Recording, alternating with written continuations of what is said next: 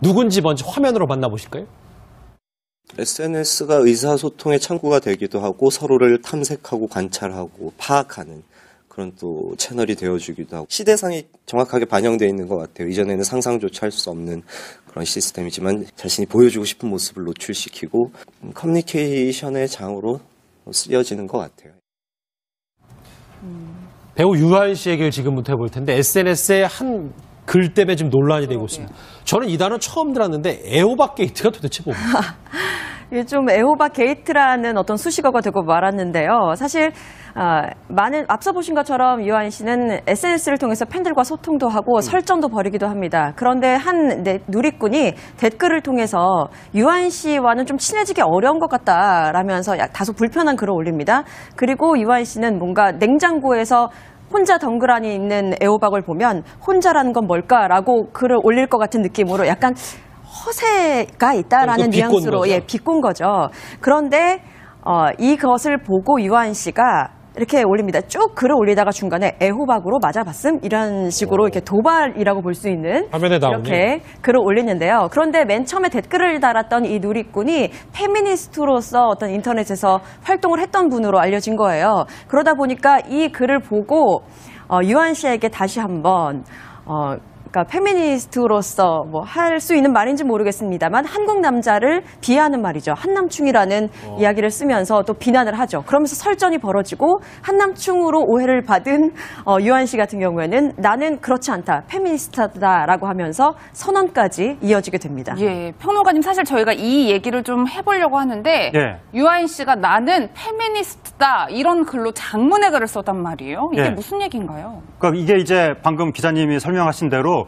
처음에 한남 논란, 이게 이제 한국 남성을 비하하는 단어입니다. 그리고 남혐, 여혐 논란 이렇게 흘러가다가 한서희 씨가 여기에 참전했는데 한서희 씨는 얼마 전에 참전을 한 겁니까? 빅뱅의 탑씨와 함께 대마초를 폈다고 해서 유명해진 연예인 지망생인데 꼭 헐리우드 스토리 같습니다. 그 느낌이. 근데 어쨌든 그분이 평소에 페미니스트를 자처하는 분인데 페미니즘의 입장에서 유아인 씨를 공격하니까 유아인 씨가 아니다. 나는 남성 우월주의자가 아니라 내가 바로 페미니스트다라고 이제 해명을 하는 글을 올린 건데 문제는 이런 해명을 그냥 일상적인 언어로 단순하게 이렇게 쓰면 좋을 텐데 이걸 또 굉장히 복잡하게 장문으로 쓰니까 이게 글의 내용이 문제가 아니라 형식이 문제가 되는 거죠. 그러니까 네티즌들이 왜 글을 쓸 때 이렇게 멋을 부리느냐. 그러니까 옛날에 정조대왕이 글 쓸 때 멋부리지 말라고 문체 반정 운동을 했었는데 그 네티즌들이 유아인 씨한테 문체 반정하라고 좀 단순하게 일상어로 글을 쓰라고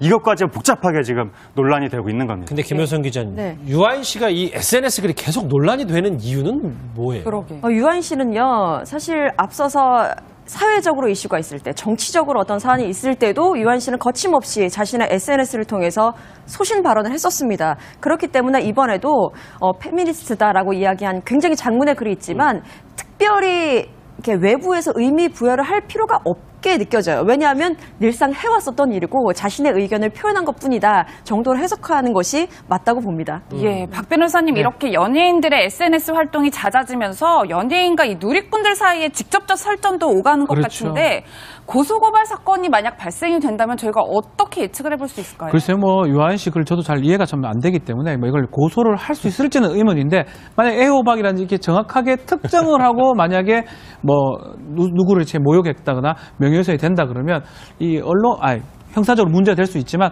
글쎄요, 아직까지는 형사적 단계로 가기에는 조금 이른 단계가 아닌가 저는 그렇게 또 예측이 됩니다. 연예계입니다. 누군지 먼저 화면으로 만나보실까요?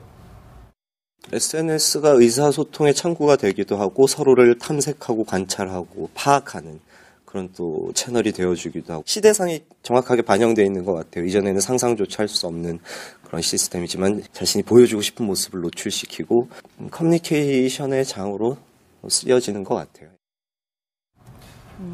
배우 유아인 씨 얘기를 지금부터 해볼 텐데 SNS에 한 글 때문에 지금 논란이 되고 있습니다.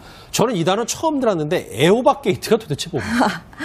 이게 좀 인데 꼭 헐리우드 스토리 같습니다. 그 느낌이. 근데 어쨌든 그분이 평소에 페미니스트를 자처하는 분인데 페미니즘의 입장에서 유한 씨를 공격하니까 유한 씨가 아니다. 나는 남성 우월주의자가 아니라 내가 바로 페미니스트다라고 이제 해명을 하는 글을 올린 건데 문제는 이런 해명을 그냥 일상적인 언어로 단순하게 이렇게 쓰면 좋을 텐데 이걸 또 굉장히 복잡하게 장문으로 쓰니까 이게 글의 내용이 문제가 아니라 형식이 문제가 되는 거죠. 그러니까 네티즌들이 왜 글을 쓸 때 이렇게 멋을 부리느냐. 애호박 게이트라는 어떤 수식어가 되고 말았는데요. 사실 앞서 보신 것처럼 유한 씨는 SNS를 통해서 팬들과 소통도 하고 설전도 벌이기도 합니다. 그런데 한 누리꾼이 댓글을 통해서 유한 씨와는 좀 친해지기 어려운 것 같다라면서 다소 불편한 글을 올립니다.